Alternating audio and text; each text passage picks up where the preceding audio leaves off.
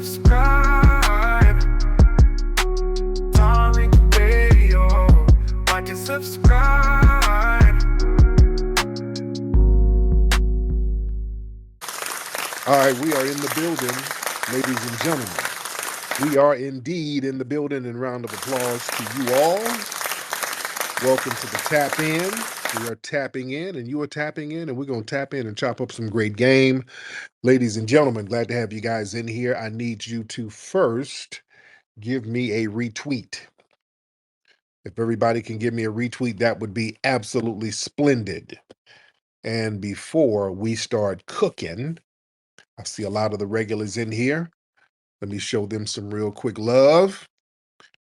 On top, let's do FBA Kurt in the building, Rain Love, Yashar in the building, Joel C in the building, by all means in the building, Miss Hillary in the building.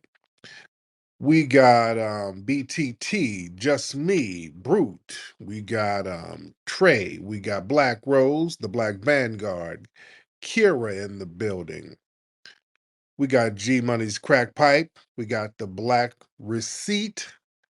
We got Miss Rhonda in the building. We got Aztec G.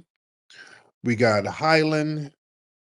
We got the Prototype. We got Miss Trinity, Noel, Miss Skyline. Our good brother Marcel Dixon in the building. Wayne Dretzky, FBA Furball. And Jocko Botsy in the building. Much respect to you guys. So while people are piling on in the room, you guys keep doing those retweets. And remember, we have a phenomenal event happening at the Hidden History Museum. October 4th, we have the Funny Fall Fest. We have so many phenomenal comedians who's going to be there. We're going to have complimentary food, great music. We're going to have comics like Sidney Costello, very funny brother. Katrina Harris, very funny sister. Brandon Wiley in the building. Larry Goodwell, we got my good brother Dwan B hosting. I'm going to be there in the building, and we got the legendary Scruncho. He's going to be performing. It's going to be a phenomenal night. Get your tickets now, family, because the tickets are going very fast. Get them at hiddenhistorymuseum.com because we want to see you Saturday, October 4th in the building. All right, man. So the first story we got to get into, family. The first story is down in Georgia, right outside of Savannah. Boy, there was a major ice bust down there. It was like one of the biggest ice busts in a single location. Aren't they saying this is like one of the biggest ones in the history of ice? If I'm not mistaken, they're like, this is one of their biggest single bust. They went down there to a Hyundai car plant and they got damn near 500 people.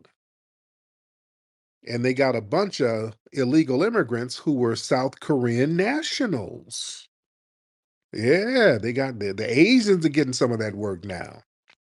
And I'm reading from NBC News. It says South Korea says many of its nationals were detained in immigration raid on Hyundai facility in Georgia.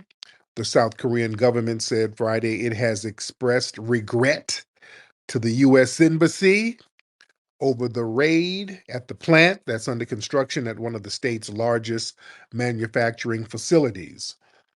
It goes on to say South Korea says Friday that it's expressed concern and regret to the U.S. Embassy over an immigration raid at the Hyundai facility in Georgia. There's a statement saying the economic activities of our companies investing in the U.S. and the rights and interests of our nationals must not be unfairly violated. What the hell? Says Lee Jae Wong, a spokesperson for the foreign ministry of the key U.S. ally. Oh, so they thought they were in good. Oh, they thought they were in good.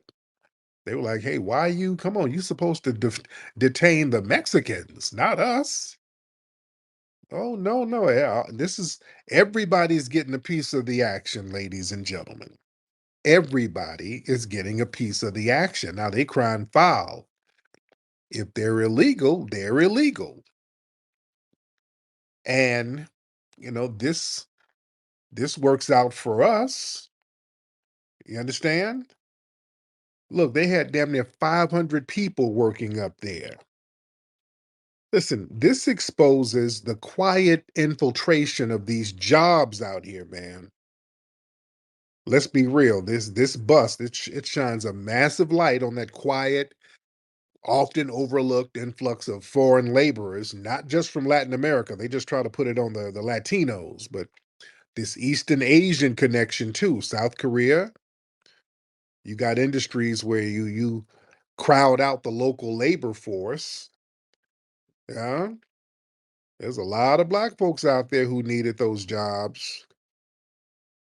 Yeah, we're showing you how these corporations deliberately skip over American workers, particularly black American workers, so they get these cheaper, compliant foreign nationals.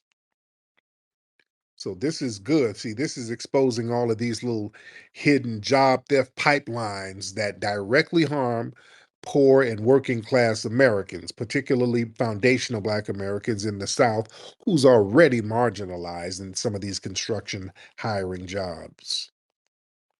Yeah.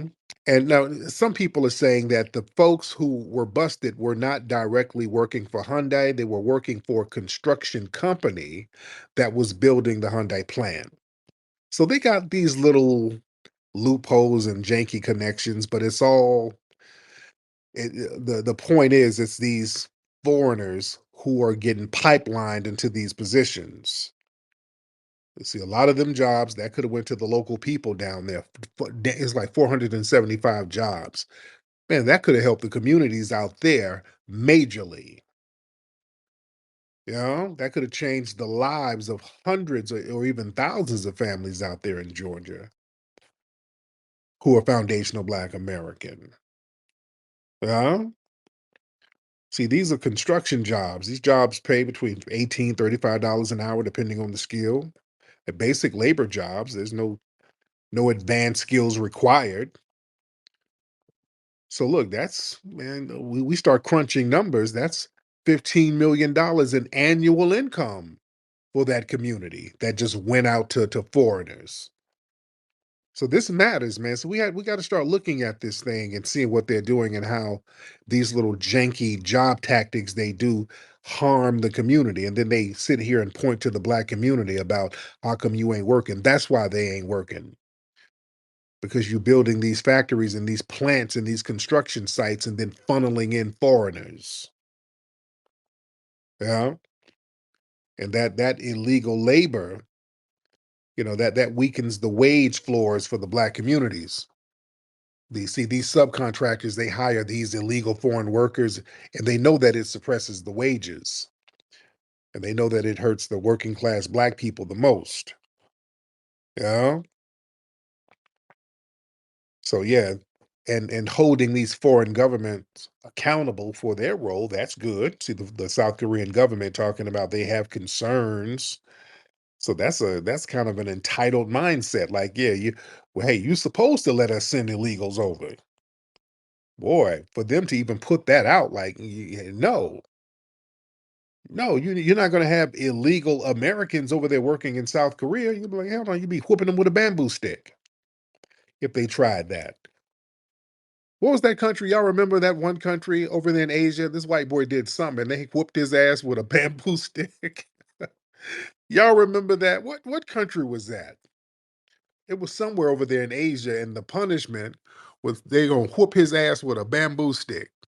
And they were trying to the government. I think our embassy was trying to stop it. What was that country, guys? Y'all remember? I know y'all remember what I'm talking about. Raise your hand if you remember what I'm talking about. If somebody can come up and remind me of that story, I don't want to start Googling while I'm talking to the family.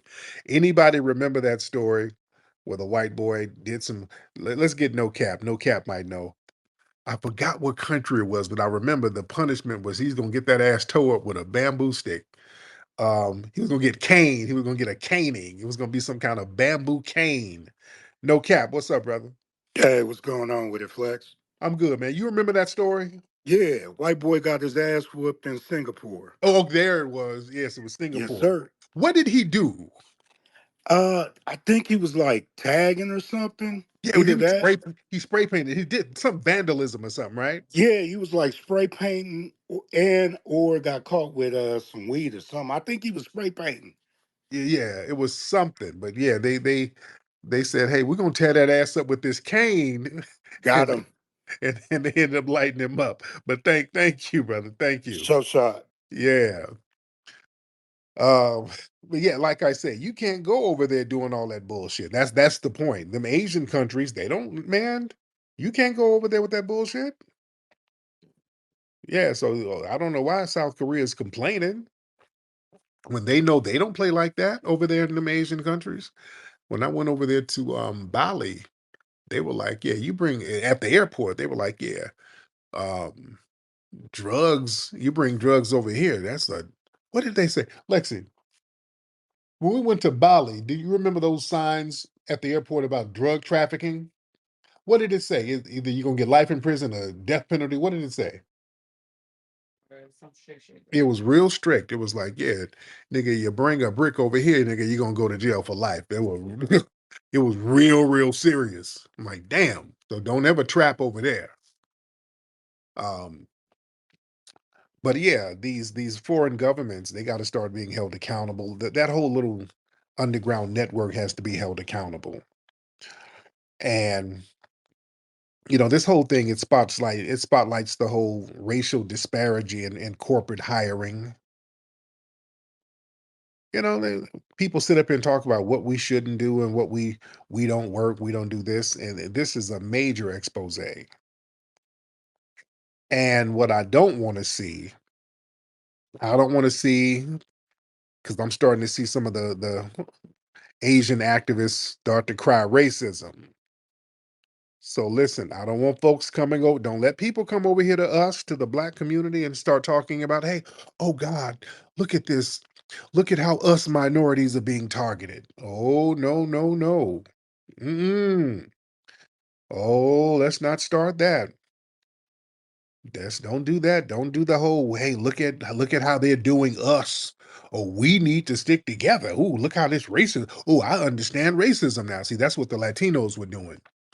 Now that they were getting raided, all of a sudden they were like, "Yes, remember when I was talking down on the black community? I understand. I take it all back. We're brothers. I understand the struggle." No, no. When shit gets thick, now you understand the struggle, and then you want to mosey on over here so that we can put a cape on. No, no, no, no, no, no. Because see, a lot of the Asian activists, they were doing that when they were trying to gut affirmative action, when they were going around to these college campuses lying about black people getting unjustly admitted into these colleges. That was the narrative. It was Asian activists working with the white supremacists doing that. They were them Asian activists were some of the main ones running around here talking about, oh yeah, affirmative action. These black people are not qualified to go to college, and they have to lower the test score so that these dumb blacks can get in. And they were doing all that stuff. So they got rid of all of the racially based affirmative action. And then the Asians still got discriminated against. They were still throwing them under the bus. And then they want to mosey on over to us. Oh God, you see the racism? No, no, no. We're not doing that. We're not doing that at all. No, no. See, this is law enforcement. All right. This raid is about violating immigration and labor laws. They did not arrest you because of your ethnicity. You got arrested for being in the country illegally and participating in job theft. We don't owe solidarity to anybody who violates the law and then cry discrimination when you get caught. No, no, no. That's not oppression. That's accountability. And let me see, a lot of these people, they have historically aligned with white supremacy over the black struggle. Ah, come on now. These people have always aligned themselves with whiteness. You open a business in a black neighborhood and you practice anti-black discrimination and voting against black interest, reinforcing janky little stereotypes. So no, no, no. You can't play that game and then want to turn around and act like there's some kind of solidarity. There's no minority coalition. There is no minority coalition. That's a political trick. That whole minority solidarity, that's a Trojan horse. That's used to basically co-opt black struggle and then center non-black agendas. And you only invoke that when these non-black groups are under some kind of pressure. Not when we're getting disenfranchised and harmed and economically locked out. Don't nobody say nothing. So yeah, we're done with the whole one-way minority street. Yeah. We ain't doing that no more. Solidarity requires reciprocity, not just convenience. Yeah, if you want some real solidarity, that has to be earned. We've done enough and not received anything in return. So everybody hold them nuts. Hold your own damn nuts. Hold them. What's up, Sister Brooke? I see you down there, dear. Let's get rocks. Let's get rocks in the building. Mr. Rocks. Rocks in the building. Rocks, hop on Rocks. You doing tonight, Tariq, you black motherfucker? Okay. Well, You up here telling lies, using the same. okay, well, slow down. You use the same. Oh, stop. Slow down with the accent, sir. Calm down. Now, I know it's the weekend and you got that good meth hit, but you got to calm down, sir. Now, what's on your mind? Yeah, you got that grape. Oh, slow down, sir. Watch your language, sir.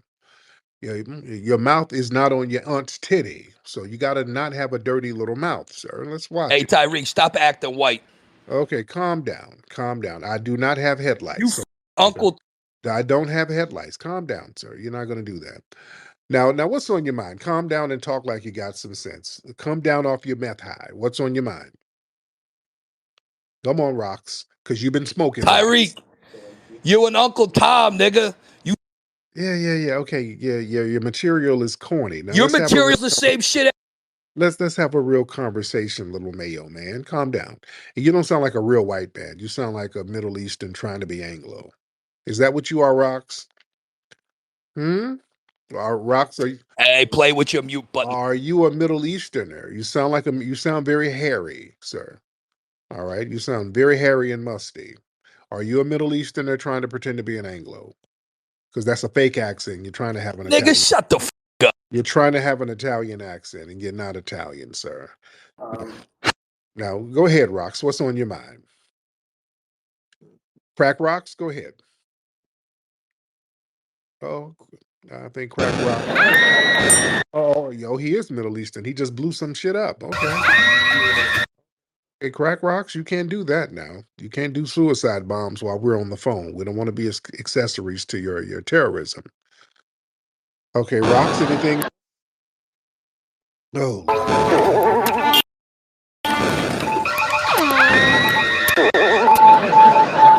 Okay, Rocks. Well, I'm going to go ahead and let you continue with your suicide bombing. Okay. And we're going to get you up out of here, Rocks. Okay, Rock is smoking rocks.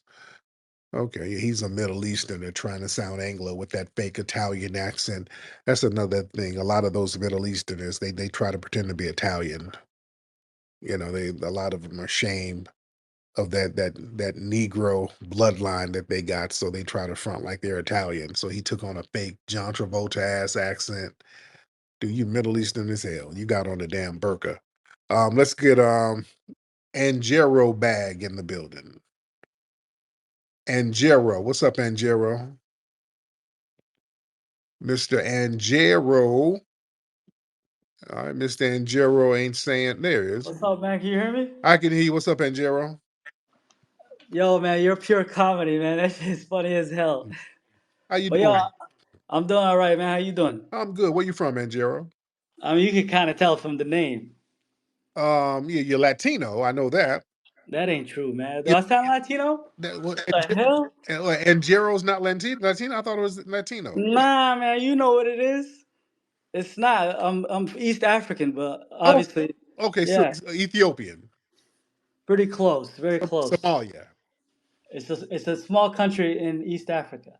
Shit. The smallest in East Africa. Not Eritrea, is it? Nah, come on, man. You don't know your geography? Hold on. It's a small country in East Africa. What's over there? Sudan. A lot of military bases.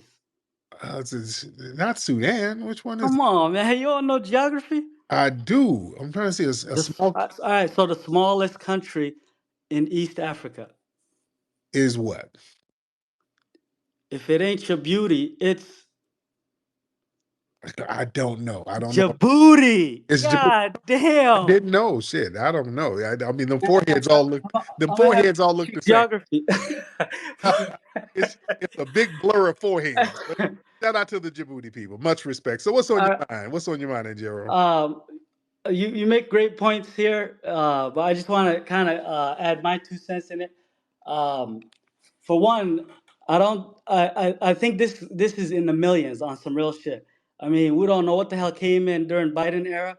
A Yeah. lot. I mean, the borders were wide open, and obviously, the economy is in bad shape. So cheap labor is always good. It's the race to the bottom, as they say. Mm. Mm-hmm. Mm-hmm. So I'm an American. I obviously my blood is African, but my heart, is American. So Mm-hmm. obviously, I want what's best for America.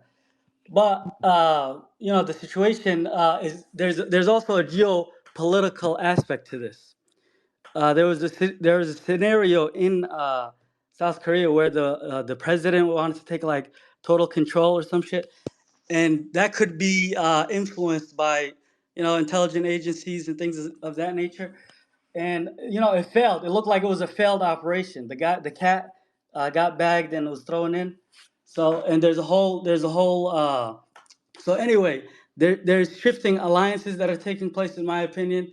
That's one aspect to it, and Okay, thank you, brother. You're kind of babbling. Okay, thank you, sir. I was trying to give you the benefit of the doubt, but you're kind of babbling a little bit, brother, and the audience is getting a little lost because I know I'm getting confused a little bit. But respect to you, I respect your passion, but we're just getting a little confused there. But yeah, this illegal immigrant thing, man, it's just rubbing everybody the wrong way. It's rubbing people the wrong way, ladies and gentlemen. And a lot of people feel a certain way about it with the jobs and the crime, all that. What's up, King? What's up, brother Reek? What's going on? I'm good, King. How you doing, sir? I'm doing all right, man. Yeah, I wanted to ask you, man, because I seen your interview right on Vlad, Yes. and the part where you was like clearing up the whole FBA's racist movement type of thing. Right. I just wanted to ask you, like why you think you had to clear that up? Like I was like kind of talking about that today in the space. Why? I mean, it's good to clear things up. It's good to just, get things from the horse's mouth because you got a lot of people out here who are deliberately putting out misinformation. And, people can hit me up anytime. I'm here. I ain't hiding from nobody. So people can ask me directly, especially because my name always comes up in a whole bunch of bullshit. So, I don't duck and dodge. So if anybody has any questions, I'm right here. I answer them and I cleared a lot of stuff up. Yeah, I believe that. Like being around, I've been around like people in the spaces. I know like y'all not racist or nothing like that, or the movement ain't racist, but Right. people might take it as that from like, you know, just like being around some of the shit that they be saying. You know what I'm saying? It just I could see where somebody might think that, but I was just like wondering like, why you had to clear it up. Cause like if it is like turning out to be that, like where people were starting to view that, do you think like people in the corporate world would use the term FBA instead of Black American? Yeah, well, a lot of people are starting to use it. That's become a normalized thing. A lot of people are using foundational Black American. And we're really delineating, being very, very specific about what ethnic groups we're talking about because we just can't keep using generalized terms. Hold on, the black receipt. I got to have the black receipt in real quick because he was giving the thumbs down. Black receipt, you wanted to chime in? Don't What's don't going bring him down, up. Tariq? But Man, we came Michael a whole teller. Whole fake Jamaican out here. Uh oh. Know what I'm talking about? Uh oh. hey He always talking down on LBA, Uh man. oh, You, Mike. you can't trust him. I'm just saying, Oh, man. hey King. hey Tariq, you know what I'm saying? You know what I'm saying? I got a lot of haters on this app. Hold on, King. The Black Receipt is one of them. You know. Oh, King, wait, King, are you, because yeah, people hit me up saying that you're blocked and all that. So, King, are you Jamaican, brother? Yeah, I'm Jamaican. I'm definitely Jamaican, Oh, and I'm definitely American too, though. You know what I'm saying? I'm both. But okay. you know what I'm saying? It's not my fault that they choose not to accept my 25% that I acknowledge of being a black American, you know? But I always say, you know, you got two arms and you got two legs. Try to go without a leg or an arm. You know, that's a quarter. You know what I'm saying? Now, where's the 25% come from? My grandfather is straight American. My mother is half American, half Jamaican. Mm, okay, yeah. Now I'm looking at the timeline. Yeah, yeah, yeah. It's a whole bunch of shit you talking about foundational Black Americans. So yeah, yeah. I mean, you know, yo, brother Reek, man, I be just trolling, man. I be just having fun, man. Like a lot of people be in their feelings. They say a lot of stuff about me, about Jamaicans. I laugh it off. It's all jokes to me. You know what I'm saying? You can't take the heat. You got to stay out the kitchen. You know what I'm saying? You got to be able to take what you give. You know? Yeah, but you know, some of that stuff, yeah, well, joke usually has a punchline, and some of that stuff is just kind of hate. It ain't even no joke. You know, a joke has a punch. So, what issue do you have with us acknowledging the lineage? I don't got no issue with y'all knowledge the lineage and nothing like that. It just be, it really be like, okay, if somebody say something about Jamaicans and they know I'm in the space, don't won't you feel like they just talking about you now? They be knowing I'm Jamaican. They just be like, oh yeah, these dusty Jamaicans. I be like, damn, you know I'm here. So I just be having to speak up for Jamaicans, and it'd be vice versa. Like if I was around a whole bunch of Jamaicans and they was talking shit about Americans, I'd be like, yeah, well, you know, I'll say, well, this is America, not Jamaica. You know what I'm saying? Because they, you know, Jamaicans tell me all the time I'm a Yankee. Mhm. I am an American, but I got Jamaican descent. You feel me? Like Yeah, but I'm I'm trying to see because it sounds like your whole family is, basically Jamaicans. Sound like your whole family. You don't, you can't, that really, yeah, yeah, yeah. That's true. Most of my family is Jamaican, bro. Like yeah. So that whole 25%, that don't sound right. Because yeah, we no, I mean, you don't have to accept it, like you know, but no logic I can't run from it. logically doesn't make sense. A lot of us, foundational Black we don't immigrate to Jamaica, and then somebody comes back later, and sound like you're full Jamaican, dude. Well, you have full Jamaican ancestry, and that's fine. I don't have a problem with Jamaicans. I think you try to say you're American because somebody probably came over and immigrated. No, You know? no, my grandma came here in the '60s. She met my grandfather. My grandfather was from Philly. Well, I actually traced some of his shit back. It went back to Washington, Georgia. Last name Hodges. Hmm. You know what I'm saying? Washington, Georgia. 1810 is where I traced it. The furthest I could trace it to my grandfather's side. But I'm gonna be real. Like Hold on, I I, so Paul, boss, I wait. lie I lie So more with my I lie more with my you know my Jamaican side more. But I'm an American, bro. I'm from New Jersey. Like Hmm. I'm straight. I'm American, but I'm Jamaican. You know what I'm saying? You know the vibes. All right. Okay. All right, Mr. King. All right, well, thank you so much, brother. Okay. Shout out to Black Receipt for calling that out. Cause see, these cats come up here and try to, you know, talk a little slick, and then, their page is full of that bullshit. All right. So you gotta watch these cats. We gotta watch them. And again, sometimes people start claiming some great grandfather had this ancestry, and but then you ain't connected with them. So, uh, so yeah, a lot of that stuff you gotta take with a grain of salt.